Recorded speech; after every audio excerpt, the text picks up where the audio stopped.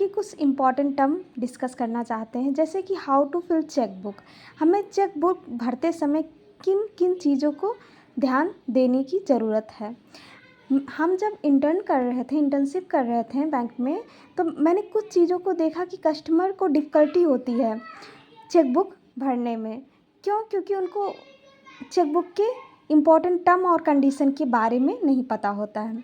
मैं एग्ज़ाम्पल के तौर पे कहना चाहती हूँ कि जैसे एक व्यक्ति आया, उसने पहले से ही चेक किसी ने उसको काट के दिया था, लेकिन उसमें ब्लू पेन था, ब्लू पेन से पूरा कटा हुआ था चेक, लेकिन उसने क्या किया कि वो ब्लैक पेन से साइन कर दिया, तो वो पूरा समझो मिस्टेक ही हो गया वो चेक, क्योंकि डबल पेन तो यूज ही नहीं करना है। वो हम एग्ज़ाम्पल के तौर पे हम रखना चाहते हैं। उस चीज़ को मैंने उस टाइम देखा और सीखा, जैसे कि क्या क्या चीज़ को हम लोग को जानने की ज़रूरत है, समझने की ज़रूरत है। अगर हम ये चीज़ जान गए, इसकी टर्म और कंडीशन को समझ गए, क्या क्या ज़रूरत है हमको ध्यान देने की, तो ईज़िली हम लोग खुद ही चेक बुक भर सकते हैं। जैसे कि over writing should be avoid. जैसे कि हमने अमाउंट लिखा कि मतलब हमें 40,000 निकालना है, तो हम 40,000 अगर लिख रहे हैं तो क्या करना है, 40,000 की स्पेलिंग करेक्ट होनी चाहिए। और उसमें ये नहीं कि आप डबल बार लिखें, मिस्टेक हो गया तो उसको मतलब ओवर राइटिंग ना करें, पहले क्लियर आउट करें अपने माइंड में कि इसकी स्पेलिंग क्या होगी, राइट वे में लिखें। और दूसरी चीज़, यूज़ ओनली वन पेन, और एक ही पेन यूज़ करें, या ब्लैक या ब्लू, पूरे चेक में एक ही पेन यूज़ करने की नीड होती है। अगर आपने डबल पेन यूज़ किया तो वो रिवोक हो जाएगा, ठीक है। और उसके बाद में cheque is generally valid for 6 months. अगर किसी ने आपको चेक काट के दे दिया है और आप 2-3 दिन या 10 दिन के बाद जा रहे हैं चेक निकालने, तो आप निकाल सकते हैं। ओबियसली उसका टाइम पीरियड 6 मंथ तक है, आप उसको निकाल सकते हैं। डरने की ज़रूरत नहीं कि ये डेट सेम नहीं है।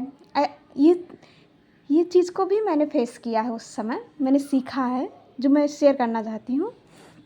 और उसके बाद में वहाँ कभी भी चेक काटते समय उसमें डेट होना ज़रूरी होता है। सिग्नेचर, जिसका भी अकाउंट है, अकाउंट होल्डर का सिग्नेचर होना ज़रूरी है। अगर अकाउंट होल्डर खुद ही जा रहा है तो उसका सिग्नेचर है, ठीक है, लेकिन अगर अकाउंट किसी दूसरे का है तो उसका भी साइन लगेगा, और फिर प्लस जो निकालने आया है उसका भी साइन लगेगा। और जो हम पे टू दिस चेक मतलब नाम होता है, उसमें जो निकालने गया है उसी व्यक्ति का नाम होगा, लेकिन साइन जिसका अकाउंट है उसी का साइन होगा। और अमाउंट क्लियर वे में लिखा होना चाहिए, साइन होना चाहिए। साइन नहीं है तो पैसा नहीं निकलेगा। जिसका अकाउंट है उसका साइन एकदम ज़रूरी है। और if any mistake done in the name of account holder, then take sign of account holder in the place of mistake done. अगर मतलब कोई आया है पैसा निकालने, अकाउंट होल्डर, तो उससे कोई मिस्टेक हुआ तो उसका साइन ले लीजिए। डेट में हुआ तो उसके ऊपर वाले साइड में ले लीजिए। और जैसे कि अगर किसी और में मतलब कोई और निकालने आया है तो उसका भी साइन ले सकते हैं। इन चीज़ों को हम लोग को ध्यान देने की ज़रूरी है। मुझे